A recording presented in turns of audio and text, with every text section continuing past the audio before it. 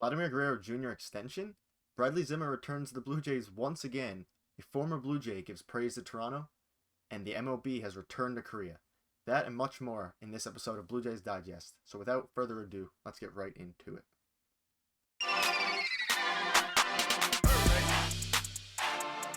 What's up, Jays fans? Nick Gosse here, host of Jays Digest.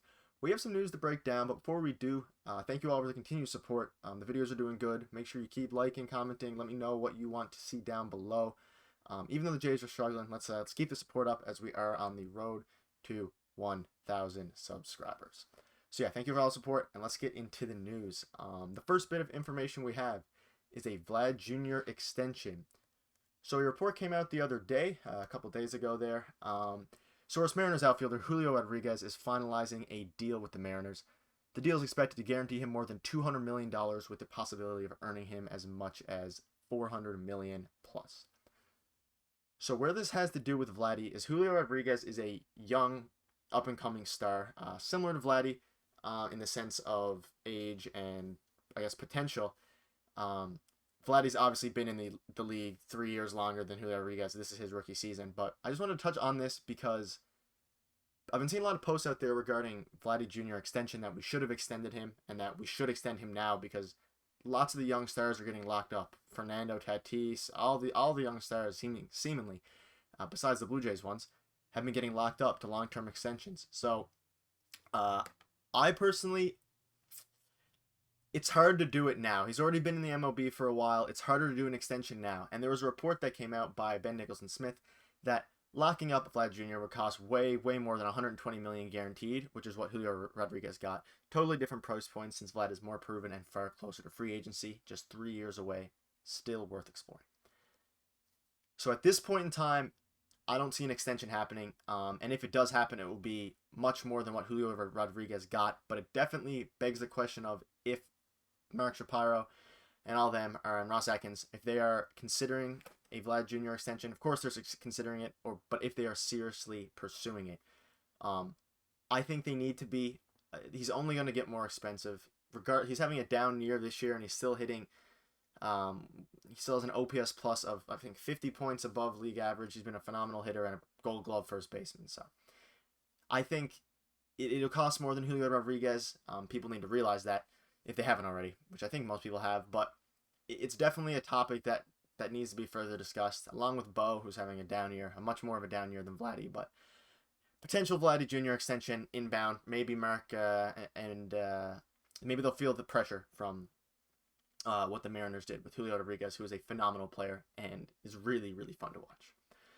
So that was the first bit of news. Let me know what you guys think about a Vlad Jr. possible extension, or if we should have already extended him.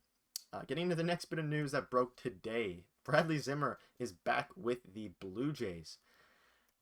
So, as you can see here, roster move, we claimed outfielder Bradley Zimmer off of waivers from the Phillies. This comes, it seems like just yesterday, Bradley Zimmer was still in the Blue Jays and he released them and he went with the Phillies.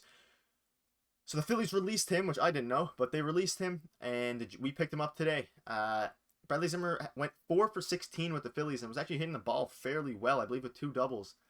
But we have him back now, and if you're wondering what his role will be, because we have Jackie Bradley Jr., we have Tapia, we have Merrifield, all that. According to Blake Murphy, Ross Atkins says Bradley Zimmer will take the extra position player spot when rosters expand. There will be a reliever added with roster expansion too. Pearson doing live throwing Wednesday. Merriweather keeps looking good. So what this means is on Friday, September 1st, when rosters expand, is he will be the position player that is added, and he'll be used for defense and speed. He has the best speed on the team once he gets added, and he has the best defense as well, the best glove. Jackie Bradley Jr. is pretty close, but he's much faster than Jackie Bradley Jr. So I didn't know if they were going to call up Moreno. They're not doing it now. Maybe they do it later once the AAA season is over. But just a fun tidbit of news there, along with the, just throw it up again, there will also be a reliever added. So I expect Julian Merriweather to come up. We had a video talking about him that Peter did a few days ago, or however many days ago it was. So yeah, I think that Zimmer's phenomenal for what he does. I'm happy with the addition, I guess. There's no harm in doing it. The only bad thing is that Moreno won't be coming up at September 1st. Maybe later in the year, but once the roster expand, expect Bradley Zimmer back on the team. So getting into the third, former Blue Jay has praise for Toronto. So this happened a few days ago, and this is kind of just a little cool thing I wanted to throw in there. Mitch White posted on Instagram, Toronto's sick, and David Price, former Blue Jay 2015 acquisition at the trade deadline, said, "Lol, I told you." So they must have had some sort of contact. David Price, who also plays with the Dodgers, Mitch White played with the Dodgers, so I'm sure David Price said some good things about Toronto, and it was great to see that because David Price contributed to the great run we had in 2015 when we fell just short. It was phenomenal to see that. It made me happy. Mitch White, hopefully he has a long-term career here with the Jays if he continues to perform. And it's good to see that players around the league now finally, well, I don't know about finally, but they're showing support to Toronto and the facilities and everything, how great the city is. So it was great to see for David Price. I'm happy that he liked his time here enough to give Mitch White some praise. It was interesting to think back at that year, 2015. It just reminded me of it. And the similarities that the team now has with the 2015 team. I think the team that we have now is more similar to the 2016 team. But just to think about how that year, how close we were to winning the World Series, if not for the Royals in 2015 and then the Guardians in 2016. It's good to see that they were both trade deadline acquisitions. Obviously Price in 2015 and Mitch White now in 2022. And hopefully David Price gave him some good advice. There's lots of Dodgers that have lots of playoff experience that Mitch White hopefully can learn from and maybe give to the other Blue Jays, similarly to some of the other players on our team, like Jackie Bradley Jr. But I thought that was pretty cool. I'm happy with that Mitch White seems at home here in Toronto and that he likes Toronto. Going into the fourth topic is MLB back in Korea. So this is a cool thing relating to, I guess, international baseball, the MLB specifically. But as you can see here, MLBPA to participate in Korea series in September. So the MLB is back to having a series in Korea. They haven't had that in a little bit, I don't believe, and it's really good to see that's coming back. All those games are great for baseball. Baseball needs more popularity. They need more people like, well, I was gonna say Fernando Tatis, but not him, but Julio Rodriguez, as we talked about earlier in the video. We need more players that are personable, that have great personality, and we need more events. The Field of Dreams game, I think that's what it was called. It was a great event, and everyone likes to watch that. It gets young people into baseball. A game in Korea continues to expand baseball. Obviously, there's a lot of MLB fans in Korea, and those who live in Korea will get to see the MLB game that they're hosting. So it's really, really important. This is a really important thing for baseball. I don't know when the last time they did it was, but they need to keep doing things like this, having cool events, games in different places around the world. Obviously, there's tons of Korean baseball players, and hopefully a few of them will get to play. I don't know how many or what the teams are for the series. Maybe the Blue Jays will be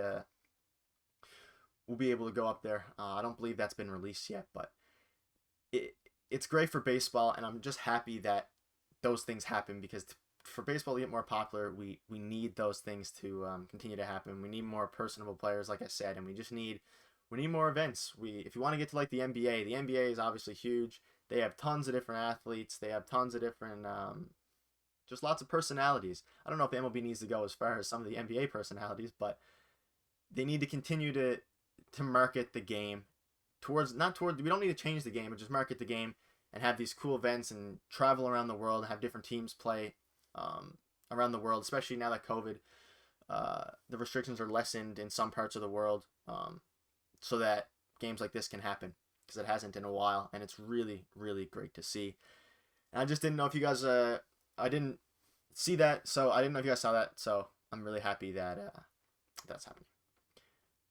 So yeah, that'll wrap up the video. Don't forget to give it a thumbs up, let me know what you guys want to see in the for future videos. We're doing news videos now. We have the series recap.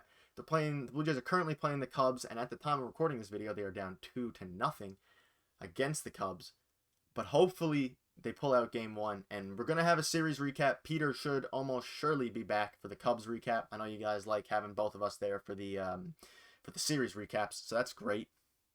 And yeah, just let us know any feedback you have down below and any series you want us to make or any content you want for us to make, because there's a lot we can do, and I'm really excited to keep pumping out content for you all as we are on the road to 1,000 subscribers. Throw out the graphic one more time. So thank you guys so much for watching. Have a blessed day, and thank you guys are the best for making it this far. Have a good one, guys. Cheers.